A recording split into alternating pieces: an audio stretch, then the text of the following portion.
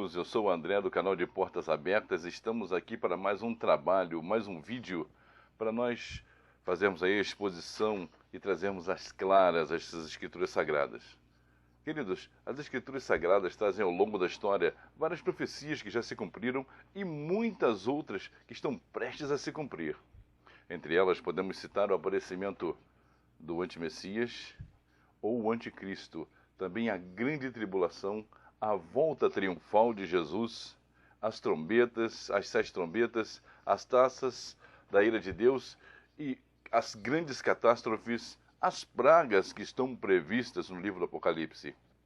Uma coisa que nos deixa intrigados é a questão da volta gloriosa de Jesus. Será que ele virá antes da grande tribulação? Ou será que ele virá durante a grande tribulação? Ou será que ele virá somente no final da grande tribulação? Veja bem, eu vou apresentar para vocês a forma que eu fui doutrinado, a forma que eu aprendi por intermédio dos pastores pré-tribulacionistas que eram líderes das denominações onde eu frequentava. Eles sempre ensinavam que a volta de Jesus deveriam se dar de forma secreta em 2 etapas. E nessa vinda secreta, aqueles que morreram crendo no Messias seriam ressuscitados e em seguida levados para o céu para um encontro com o Senhor nos ares, nas nuvens. E os vivos seriam transformados em seguida, sendo também arrebatados e juntos seriam conduzidos para as bodas do Cordeiro, onde os remidos vão receber os seus devidos galardões. Aprendemos que simultaneamente a este evento, estaria acontecendo na terra a grande tribulação, onde os ímpios estariam recebendo o justo castigo por ter rejeitado o sacrifício de Jesus, o sacrifício de Yahushua HaMashiach. Então, após os 7 anos, Yahushua se apresentaria de forma visível para julgar, punir e trazer aí a condenação para os ímpios e para todos aqueles que destroem a terra. Isso está escrito nas Sagradas Escrituras. Em seguida, ele estaria implantando o seu reino milenar, onde todos os remidos estariam reinando com ele 1000 anos. Foi assim que eu e muitos outros aprendemos o significado das profecias contidas no livro do Apocalipse. Mas aí vem aquela interrogação. Mas será que é isso verdadeiramente que as Escrituras Sagradas ensinam? Será isso puramente em especulação, uma coisa bem especulativa apresentada pelos teólogos pré-tribulacionistas? Será que as Escrituras confirmam essas afirmações teológicas e dá base para a vinda de Jesus em 2 fases, como eles descrevem? A Bíblia nos mostra que Jesus Cristo, ou Yahushua HaMashiach, verdadeiramente voltará para buscar os seus eleitos. Isso é um fato, isso é certo.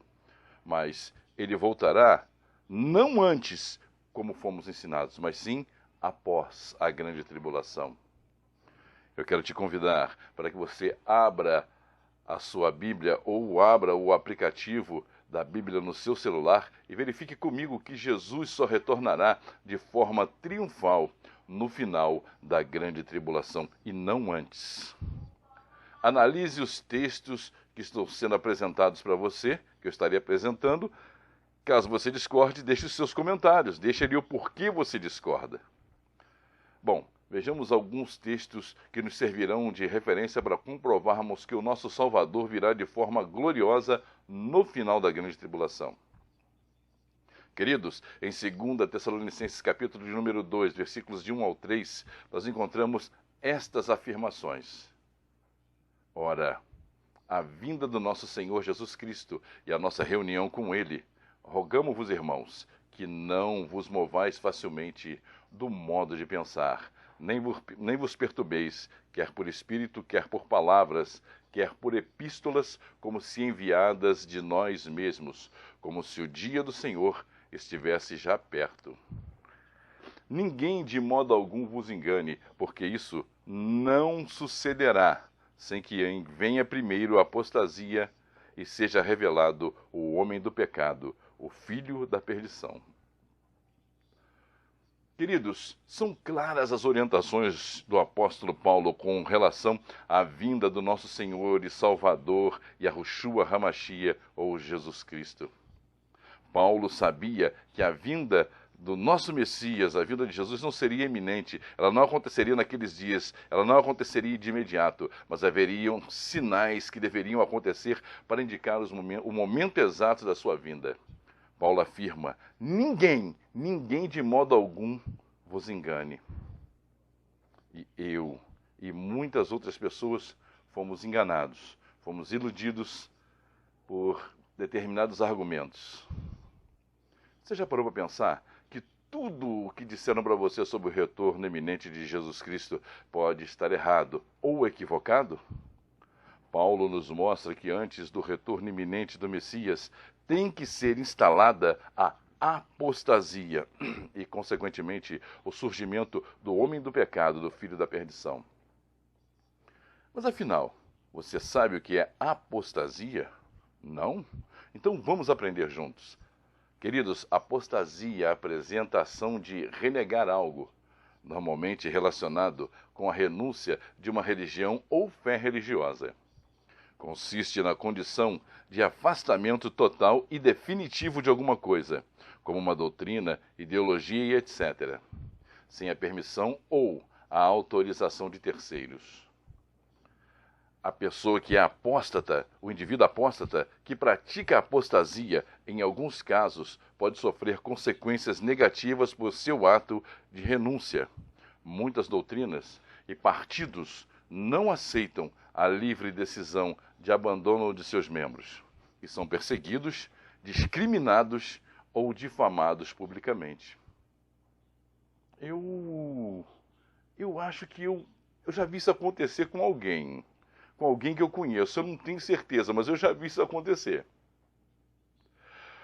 Paulo deixa claríssimo que antes do arrebatamento da igreja, o anticristo tem que se manifestar. Logo, a volta de Jesus não pode ser antes da grande tribulação, e sim depois da grande tribulação. Em 1 Coríntios, capítulo 15, versículo 52, Paulo deixa bem explícito que a volta dele será dessa forma.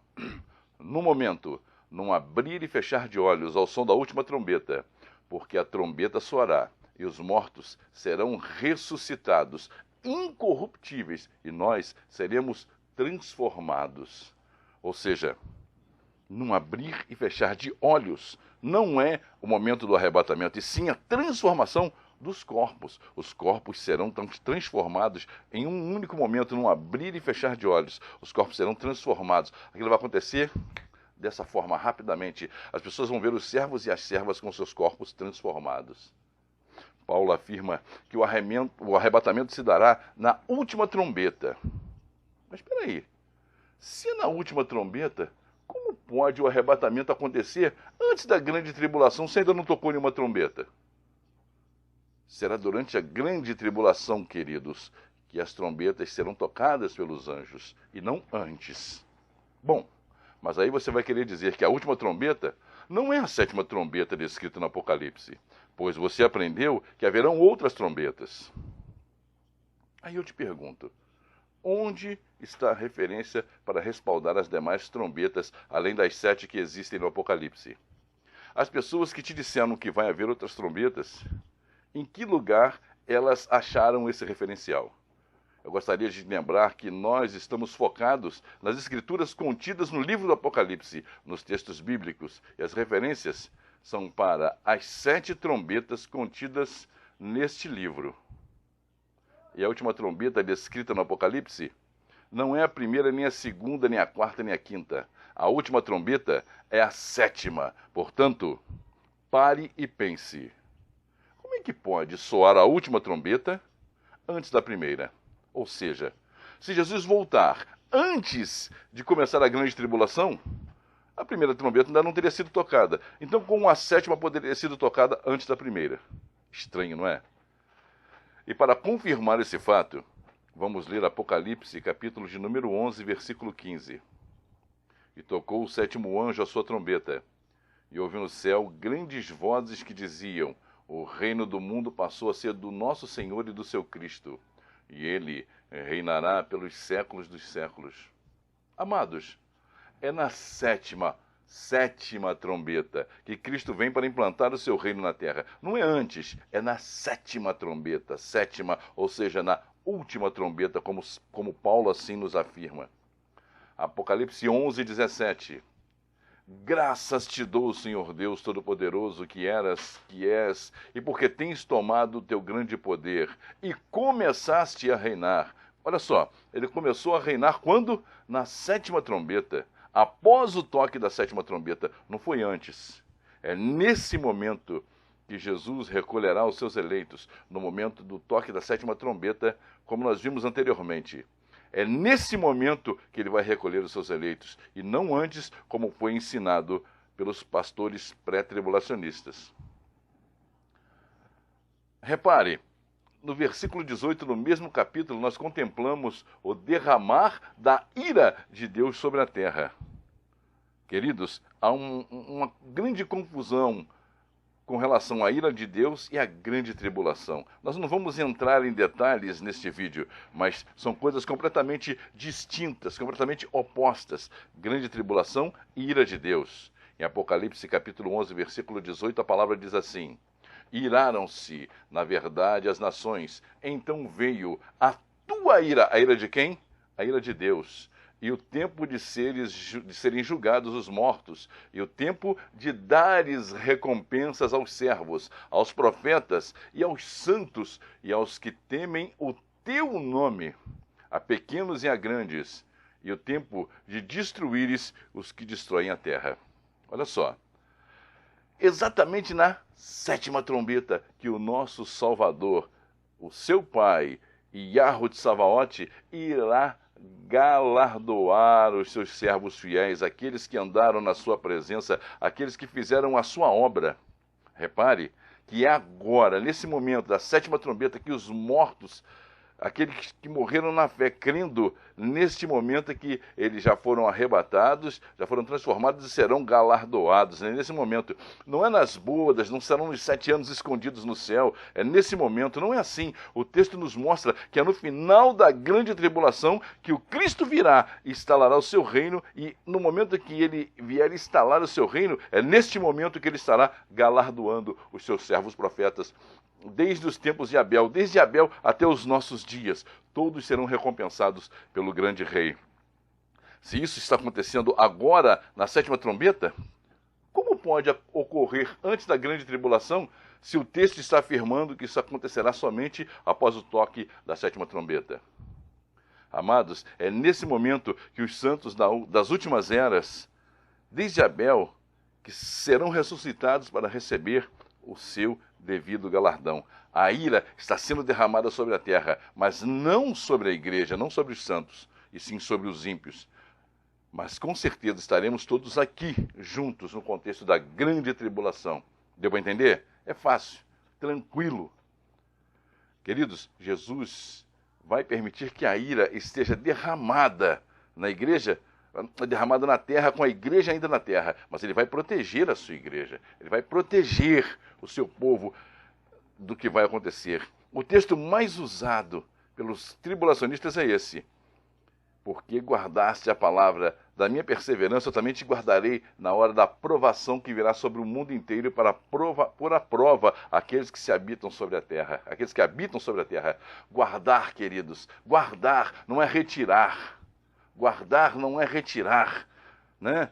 Repare que tribulação e ira não é a mesma coisa, são coisas completamente distintas. Tribulação que faz referência a coisa de extrema dificuldade, situação de extrema dificuldade.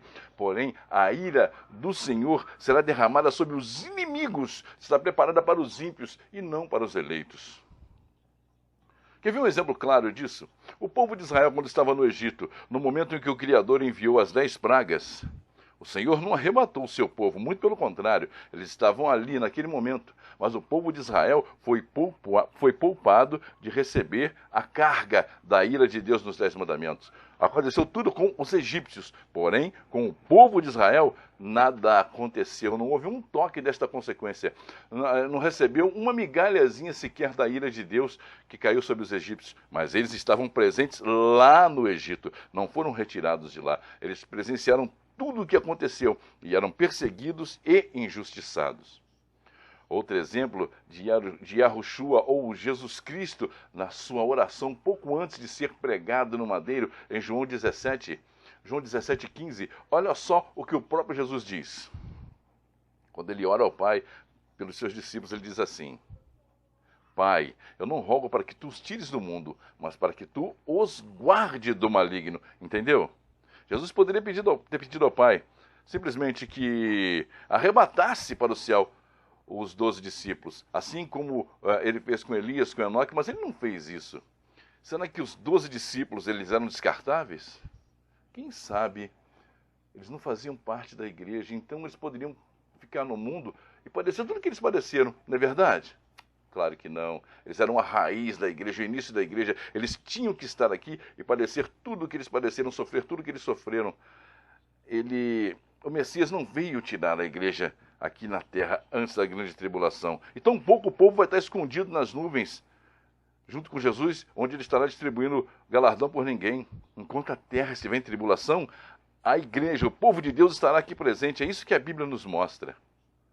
E Yahushua HaMashiach, ele não vê de forma alguma uma maneira de tirar a sua igreja e permitir que ela seja tratada como se estivesse numa redoma de vidro. De forma nenhuma. Isso não vai acontecer. E muito menos a igreja estará sendo recebida de uma forma invisível. Uma forma invisível para receber o seu galardão na igreja. Ele vem de uma forma visível. E é no final que ele recompensará os seus santos. Não antes nem no meio, mas somente depois. A confirmação de tudo isso está no Evangelho de Mateus, capítulo 16, versículo 27. Confira.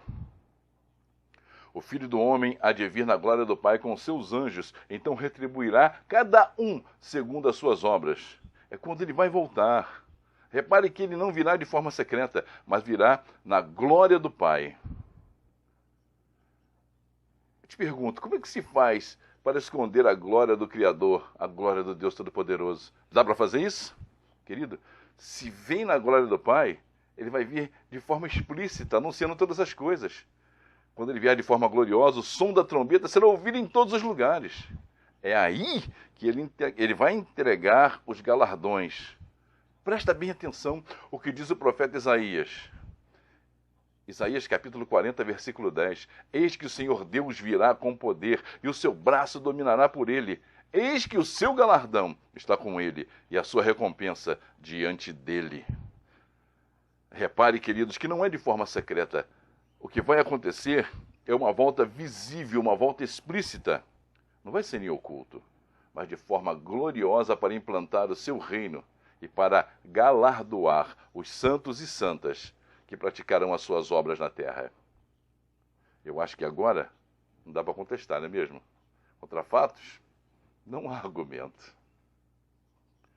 Um dos textos mais contundentes está contido em Mateus capítulo 24. Que faz referência direta à sua vinda e o momento do arrebatamento. Preste bem atenção. Mateus capítulo 24, versículo 29 ao 31. Presta bem atenção. Logo depois da tribulação daqueles dias, depois, ou seja, o próprio Jesus falando, depois da tribulação daqueles dias, o sol escurecerá e a lua não dará sua luz, e as estrelas cairão do céu, os poderes dos céus serão abalados. Então aparecerá no céu o sinal do Filho do Homem, e todas as tribos da terra se lamentarão e verão vir o Filho do Homem sobre as nuvens dos céus, com poder e grande glória. E ele enviará então os seus anjos com grande clangor de trombeta, os quais ajuntarão os seus escolhidos desde os quatro ventos, de uma a outra extremidade dos céus. Veja, queridos, com bastante atenção, como o texto afirma que o arrebatamento será no final da grande tribulação. Repare que ele vai enviar os seus anjos no último momento para recolher os seus eleitos. Outro texto que fortalece a nossa argumentação está em Apocalipse 20, versículo 4, que diz assim: Então vi os tronos e os que se assentavam sobre eles, foi dado o poder de julgar, e vi as almas daqueles que foram julgados, por causa do testemunho de Jesus e da palavra de Deus, e que não adoraram a besta e nem a sua imagem, e não receberam o sinal na fronte e nem nas mãos, e reviveram e reinaram com Cristo durante 1000 anos. Está bem claro, queridos, que esses passaram pela grande tribulação, tendo as suas vidas ceifadas por isso. Em Apocalipse capítulo 20, versículos 5 e 6, a palavra nos diz assim: mas os outros mortos não reviveram até que os 1000 anos se completassem. Esta é a primeira ressurreição. Primeira. Se a primeira ressurreição acontece no final da grande tribulação, como é que pode ter acontecido um arrebatamento antes da grande tribulação, se a palavra diz que os mortos têm que ser ressuscitados primeiros para que tem que ser ressuscitado primeiro para que os vivos possam participar do arrebatamento? Não tem como acontecer o arrebatamento antes da grande tribulação. Esse versículo refuta completamente a teoria dos pré-tribulacionistas com relação a um arrebatamento secreto. A palavra continua: bem-aventurado e santo é aquele que tem parte na primeira ressurreição. Sobre esses não tem poder a segunda morte. E serão sacerdotes de Deus e de Cristo e reinarão com ele 1000 anos. Não tem como a igreja ser arrebatada antes da grande tribulação, pois há participantes na grande tribulação da primeira ressurreição. Aqueles que não receberam a marca e não adoraram e foram mortos por isso, eles ressuscitarão na primeira tribulação. Muitos vão dizer assim: mas quem passa pela grande tribulação são os judeus, a igreja já foi arrebatada. Paulo mais uma vez nos diz, em Romanos capítulo 10, versículo 12, portanto não há distinção entre judeus e gregos, porque o mesmo Senhor é de todos, rico para com todos os que o invocam. Ou seja, não há distinção entre judeus e gregos. Todos têm de ser salvos em nome de Jesus. Paulo mostra que os critérios para a salvação são iguais para todos, tanto para gregos ou judeus, e a salvação e o arrebatamento está englobado no critério de salvação. Apocalipse 7, versículo 9 diz: depois destas coisas olhei, e eis uma grande multidão que ninguém podia contar, de todas as nações, tribos, povos e línguas que estavam em pé diante do trono e na presença do Cordeiro, trajando compridas vestes brancas e com palmas nas mãos. Os versículos 13 e 14, nós encontramos um diálogo entre um dos 24 anciãos que está nos céus e o apóstolo João. O diálogo é mais ou menos assim: e um dos anciãos me perguntou, disse João, estes que trazem compridas vestes brancas, quem são e de onde vieram? Eu respondi-lhe, meu senhor, tu sabes. E disse ele, estes são os que vêm da grande tribulação e lavaram as suas vestes e as embranqueceram no sangue do Cordeiro. Apocalipse, capítulo 7, versículo 13 e 14, mostra claramente que naquele local haviam povos de todas as línguas e nações, inclusive judeus, gregos, egípcios, brasileiros, asiáticos, todos ali presentes, todos ali salvos, em nome de Jesus, após terem passado pela grande tribulação. Nos foi ensinado que quem ficar após o arrebatamento deverá morrer pelo seu próprio sangue, pelo seu próprio sacrifício. Te pergunto, você conhece alguém santo bastante que possa salvar a si mesmo? Mais uma vez, refuta-se a teoria do arrebatamento secreto e daqueles que vão ficar, os remanescentes que eles teriam que ser salvos pelo seu próprio sangue. Essa teoria cai por terra. Queridos, o ser humano nenhum tem condições de adquirir a salvação fora de Cristo. Nesse dia, haverá uma grande apostasia. As pessoas apostatarão da verdadeira fé. Após uma apostasia, surgirá ele, o anticristo. Aí então terá início a época mais tenebrosa que a humanidade já viu. Mas Yahushua HaMashiach, ou Jesus Cristo, promete destruí-lo com o sopro da sua boca. Acredite, o nosso rei virá com poder e grande glória.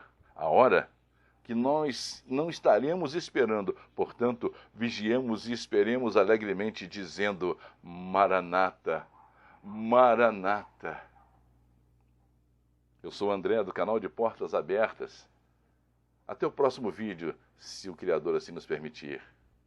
Inscreva-se no canal, deixe o seu like, deixe também o seu comentário, ative o sininho e nos ajude a fazer o crescimento do canal e fazer com que mais e mais pessoas participem da elucidação da verdade, verdadeiramente apregoando o Evangelho, a palavra. Até o próximo vídeo.